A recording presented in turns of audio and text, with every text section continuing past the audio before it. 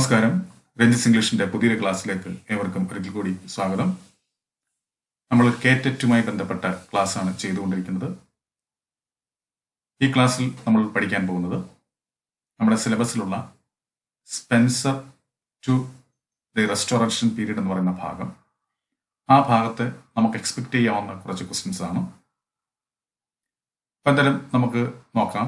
First question, which was Spenser's first publicly released work?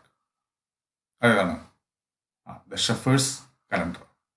Okay, അപ്പം സ്പെൻസറിന്റെ ആദ്യത്തെ പബ്ലിക്കായിട്ട് release ചെയ്ത വർക്ക് എന്ന് പറയുമ്പോൾ അത് ഷെഫേഴ്സ് കലണ്ടർ ആണ്, ഓർത്ത് വെക്കുക.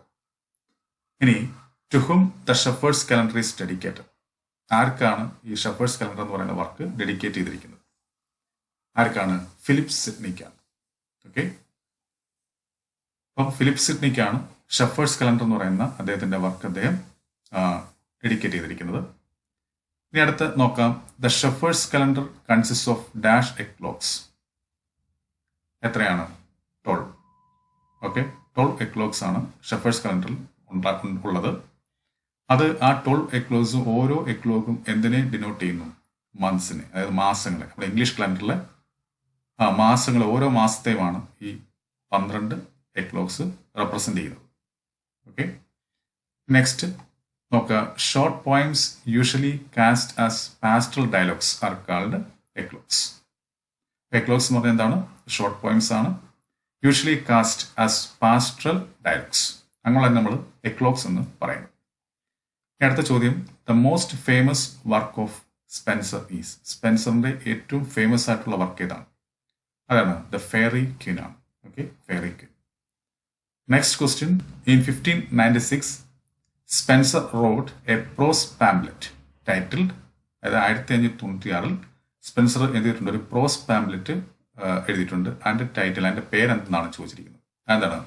A view of the present state of Ireland. അപ്പോൾ a view of the present state of Ireland എന്ന് പറയുന്ന പ്രോസ് പാംപ്ലെറ്റ് ആരാണ് എഴുതിയിരിക്കുന്നത്? സ്പെൻസർ ആണ്. അത് ഏത് വർഷം? 1596. Next, to whom Sidney dedicated his sonnet sequence Astrophel and Stella. Astrophel and Stella എന്ന് പറയുന്ന സോണറ്റ് സീക്വൻസ് സിഡ്നി ആർക്ക് വേണ്ടിയാണ് ഡെഡിക്കേറ്റ് ചെയ്തിരിക്കുന്നത്? ആർക്ക് വേണ്ടിയാണ്? പെനലോപ്പ് ഡെവെറേഴ്സ്. ഓക്കെ, പെനലോപ്പ് ഡെവെറേഴ്സിന് വേണ്ടിയാണ് ഡെഡിക്കേറ്റ് ചെയ്തിരിക്കുന്നത്.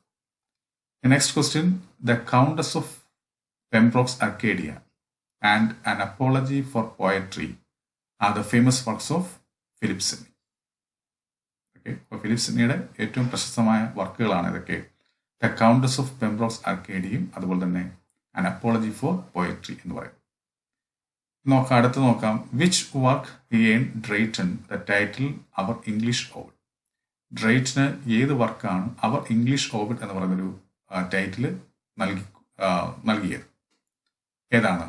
ഇംഗ്ലണ്ട്സ് ഹീറോയിക്കൽ എഫീസൽസ് എന്ന് പറയുന്ന വർക്കാണ് അദ്ദേഹത്തിനെ അവർ ഇംഗ്ലീഷ് ഓവിഡ് എന്ന് വിളിക്കാൻ കാരണമായിട്ടുള്ളത്. നെക്സ്റ്റ് ക്വസ്റ്റ്യൻ നമുക്ക് നോക്കാം. Drayton's dash is one of the longest poems in English. അതാണ് പോളിയോൽബിയൻ. അപ്പൊ എന്താണ്? Drayton's Polyolbion is one of the longest poems in English.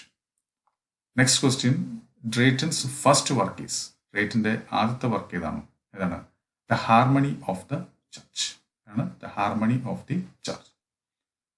നോക്കുക. The shepherd's garland is written by Drayton. Shepherd's calendar Spenser ആണെങ്കിൽ shepherd's garland എന്ന് പറയുന്നത് ആരെഴുതിയതാണ്? Drayton എഴുതിയതാണ്. Next question, dash is Drayton's collection of love sonnets. ഏതാണ്? Idea's mirror ആണ്. Idea's mirror ആണ് ഡ്രൈറ്റന്റെ ലവ് സോണറ്റ്സിന്റെ കളക്ഷൻ എന്ന് പറയുന്നത്. നെക്സ്റ്റ് ക്വസ്റ്റ്യൻ നമുക്ക് നോക്കാം. An elegy on the death of sir Philip Sidney is written by ഗ്രേവില്ലേ.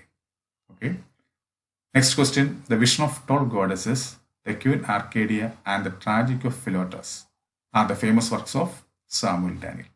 അപ്പോൾ സാമുവൽ ഡാനിയലിന്റെ ഫേമസ് ആയിട്ടുള്ള വർക്ക്സുകളാണ് ഇതൊക്കെ.